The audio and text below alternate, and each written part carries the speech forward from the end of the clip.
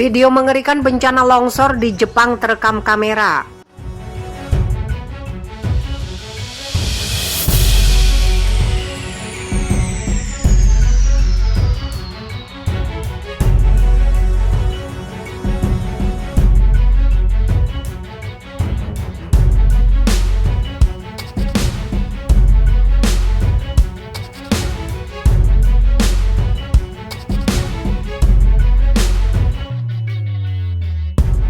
Sedikitnya 2 orang tewas dan 20 lainnya masih menghilang akibat bencana longsor yang melanda di sebuah kota pinggir pantai di Atami, Prefektur Shizuoka di Jepang. Video yang beredar di media sosial memperlihatkan lumpur hitam dari pegunungan menyapu bersih kota, menelan perumahan, sementara warga berlari dan berteriak ketakutan. Bencana tersebut terjadi pada pukul 10.30 pagi waktu setempat. Sebelum kejadian, daerah itu dilanda hujan deras. Otoritas setempat memastikan 2 orang perempuan tewas. Polisi dan pemadam kebakaran terus melakukan operasi pencarian orang hilang dan baru berhasil menemukan 10 orang. Operasi dihentikan semalam dan dilanjutkan lagi Minggu pagi pukul 6 waktu setempat. Sebanyak 700 personil gabungan dikerahkan. Hingga pagi ini 380 orang berhasil dievakuasi dan 10 pusat penampungan sementara disiapkan. Lebih dari 80 rumah tersapu lumpur. Sakai Saito, wali kota Atami, melaporkan bahwa hingga 300 rumah tangga terdampak. PM Jepang Yoshihide Suga mengucapkan bela sungkawa yang sedalam-dalamnya kepada korban dan meminta tim penyelamat bekerja semaksimal mungkin dalam menyelamatkan korban. Gubernur Shizuoka Heita Kawakatsu meminta warga tetap waspada akan longsor susulan karena musim hujan deras belum berakhir.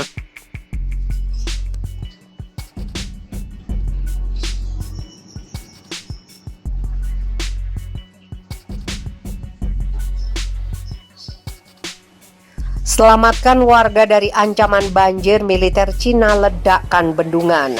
Militer Cina dikabarkan telah meledakkan sebuah bendungan untuk melepaskan air banjir yang mengancam provinsi Henan. Henan merupakan salah satu provinsi dengan jumlah penduduk terpadat. Akibat banjir yang meluas, korban jiwa kini meningkat 25 orang.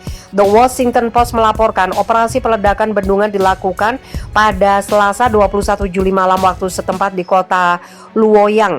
Sehari sebelumnya, seperti dilansir dari AFP, militer Cina memperingatkan bahwa bendungan Yihetan di Luoyang bisa runtuh kapan saja setelah terjadinya badai yang menewaskan sedikitnya 3 orang. Otoritas cuaca setempat telah mengeluarkan tingkat peringatan tertinggi untuk Provinsi Henan bagian tengah. Hal ini karena hujan lebat menyebabkan meningkatnya permukaan air sehingga para penduduk harus dievakuasi. Tepat pada hari Selasa kemarin, Komando Titer Pusat Tentara Pembebasan Rakyat mengatakan telah mengirim tentara untuk melakukan tanggap darurat termasuk peledakan dan pengalihan banjir. Pada tanggal 20 Juli lalu terjadi retakan sepanjang 20 meter di bendungan Yihetan. Bantaran sungai menjadi rusak parah dan bendungan itu bisa runtuh kapan saja, ungkap PLE dalam sebuah pernyataan. Banjir biasa terjadi selama musim hujan di Cina yang bencana tahunan serta merusak ratusan properti penting mulai dari perkantoran, jalan, dan rumah warga. Namun ancaman ini kian memburuk selama beberapa dekade. Hal ini dipicu oleh pembangunan bendungan dan tanggul yang telah mengganggu aliran air antara sungai dan danau.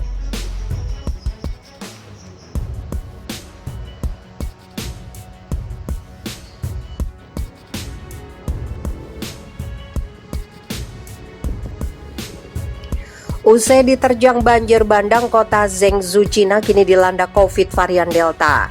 Kota Zhengzhou, Provinsi Henan, Cina mulai dilanda wabah COVID-19 varian Delta di tengah upaya pemulihan akibat bencana banjir yang menewaskan puluhan warga. Hingga Sabtu, 31 Juli malam waktu setempat terdapat 11 kasus positif dan 16 kasus tanpa gejala. Kasus tanpa gejala pertama di wilayah tengah Cina itu ditemukan pada Jumat, 30 Juli. Zhengzhou menjadi kota lainnya yang mengalami peningkatan kasus Delta sangat cepat setelah kota Nanjing, Provinsi Jiangsu, demikian media Cina. Kepala Pusat Pencegahan dan Pengendalian Penyakit Menular Kota Zhengzhou, Wang Zhongqiang, mengungkapkan sebagian besar kasus positif ditemukan di rumah sakit nomor 6 di kota itu, termasuk petugas kebersihan, staf medis, dan pasien rawat inap. Rumah sakit itu menjadi rumah sakit rujukan bagi orang tanpa gejala yang baru datang dari luar negeri. Menurut Wang, dibandingkan dengan kota-kota lain seperti Nanjing, Zhangjiajie, Provinsi Hunan, dan Chengdu, Provinsi Sichuan, penyebaran varian Delta di Zhengzhou lebih cepat dan kemungkinan butuh waktu lama untuk pulih.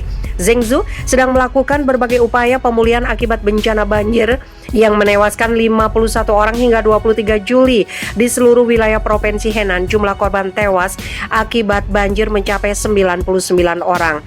Saat ini di Zhengzhou terdapat 1 daerah berisiko tinggi COVID-19 dan 3 daerah risiko sedang. Sekretaris Partai Komunis Cina Komite Provinsi Henan, Lau Yangsheng, menginstruksikan pengetatan penjagaan untuk mencegah meluasnya wabah tersebut.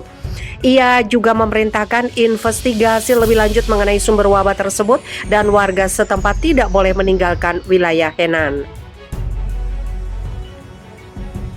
Penerbangan internasional ke Henan harus diperiksa secara ketat dan rantai pasokan serta surat internasional harus melalui pengujian ekspor-impor yang ketat.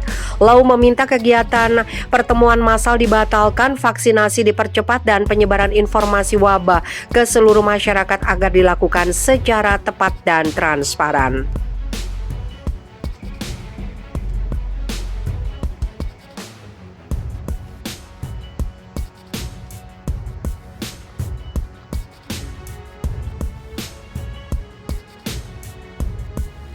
Efek cuaca yang parah, industri Cina merosot. Efek badai para industri Cina sedang terpukul. Industri Cina tumbuh lebih lemah pada bulan Juli daripada sejak awal epidemi. Para ahli sangat prihatin dengan bisnis ekspor yang rendah. Ini bukan hanya karena hambatan pasokan dalam perdagangan global. Di Cina, industri kembali kehilangan momentum setelah pemulihan yang kuat dari krisis corona. Data Badan Statistik Cina menunjukkan aktivitas pabrik turun bulan ini ke level terendah sejak dimulainya pandemi corona. Pihak berwenang menyalahkan antara lain cuaca ekstrim atas penurunan tersebut. Menurut Badan Statistik yang disebut Purchasing Managers Index turun menjadi 50,4 pada bulan Juli. Pada bulan sebelumnya, nilai ini masih 50,9. EMI di atas 50 dianggap sebagai tanda pertumbuhan ekonomi dan nilai di bawah yang para ahli pandang sebagai indikasi kontraksi ekonomi satu negara. Para ekonom memberikan perhatian khusus pada perkembangan bisnis ekspor. Sinyal yang paling mengkhawatirkan adalah indeks pesanan ekspor baru yang mencapai level terendah sejak Juli tahun lalu, kata Ziwei Zhang, kepala ekonom di Pinpoint Asset Management. Bencana alam melemah. Ekonomi di Cina secara umum masih tumbuh tetapi melambat, kata Zhao Xinghe dari Biro Statistik. Zhao mengatakan beberapa perusahaan di Cina menggunakan Juli untuk memperbaiki peralatan mereka.